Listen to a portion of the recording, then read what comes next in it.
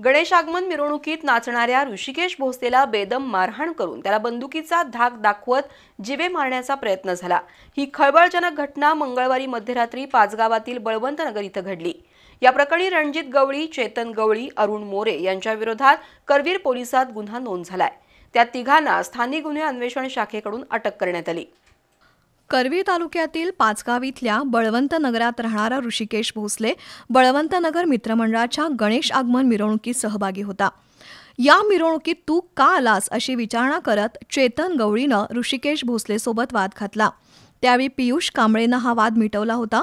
सोमवारी रात्री ऋषिकेश भोसले हा त्याच्या मावशीच्या घरी पाचगावमध्ये आला। त्यावेळी पुन्हा रणजित गवळी, चेतन गवळी, अरुण मोरे या तिघांनी त्याच्याशी वाद घातला।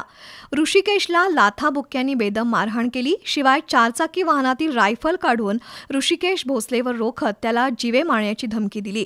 या प्रकरणी ऋषिकेश भोसलेनं करवीर पोलिसात तक्रार दिली आहे। गुन्हा दाखल होताच स्थानिक गुन्हे अन्वेषण शाखेच्या पथकानं या तिघांनाही रायफलसह अटक केली आहे।